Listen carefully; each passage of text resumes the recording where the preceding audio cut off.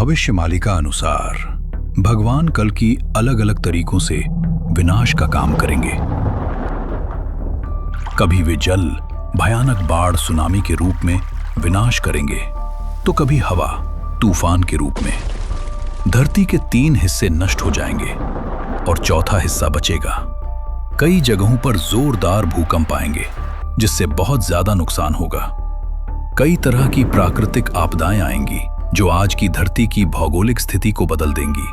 हर जगह भूकंप से हिमालय हिल जाएगा, बहुत से घर और पेड़ नष्ट हो जाएंगे और देश बिना संपत्ति का हो जाएगा, यानी गरीब हो जाएगा। भूकंप के कारण बड़ी बड़ी इमारतें गिर जाएंगी और जब ऐसा होगा तो चोर लुटेरे चोरी करेंगे। उत्तर में एक धूमकेतु दिखाई देगा। इसके बाद आषाढ़, जून, जुलाई महीने में 13 दिनों का सूखा होगा। इसके बाद काल धरती को निगल जाएगा। जल प्रलय। आने वाले भविष्य में बड़ी बाढ़ आएगी। कई बड़े देश समुद्र में डूब जाएंगे। भविष्यमालिका के अनुसार आने वाले समय में इतनी भयंकर बाढ़ आएगी कि पानी ओडिशा के पुरी में श्री जगन्नाथ मंदिर के ऊपर नील चक्र से 5 फीट ऊपर चला जाएगा। आपकी जानकारी के लिए बता दूं कि श्री जगन्नाथ मंदिर की ऊंचाई 214 फीट यानी 65 मीटर है। भविष्य में एक भयानक उल्कापिंडों की बारिश भी होगी जिससे बहुत ज्यादा नुकसान होगा। भैरवी डाक। भविष्यमालिका के अनुसार भैरवी डाक होगी जिसे सुनकर लोगों की मौत हो जाएगी। जहां तक मुझे पता है भैरवी डाक अक्सर होगी। महामारी। भविष्यमालिका के अनुसार दुनिया में 64 तरह की महामारियां होंगी जिनका किसी के पास इलाज नहीं होगा। इसकी शुरुआत कोरोना वायरस से हो चुकी है। भविष्य में कोरोना वायरस से कई गुना ज्यादा खतरनाक महामारियां सामने आएंगी। आने वाले भविष्य में पूरी इंसानियत को एक ऐसा समय देखना पड़ेगा जब लोगों के मुंह से खून की उल्टी होने लगेगी और उस समय बहुत से पापी मर जाएंगे। इसका असर सबसे पहले उन लोगों पर दिखेगा जो उनका इलाज कर रहे हैं।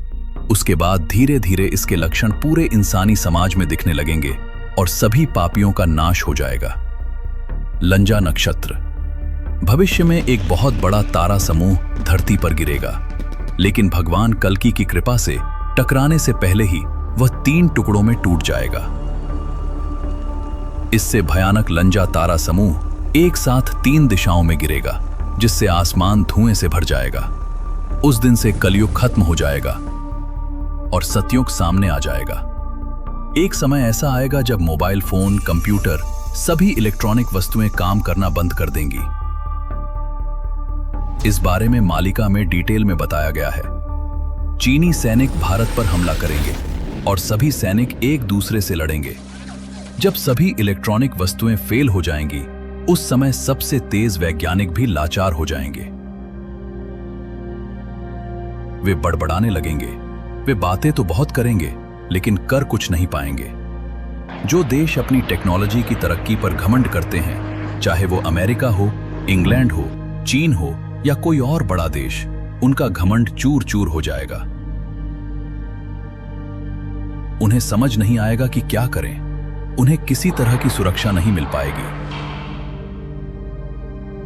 हरी चक्र घूमता रहेगा। फैक्ट्रियां चुपके से खत्म हो जाएंगी, यानी फैक्ट्रियों में आग लगने का कारण पता नहीं चलेगा। स्कूल, कॉलेज, बैंक सब बंद रहेंगे।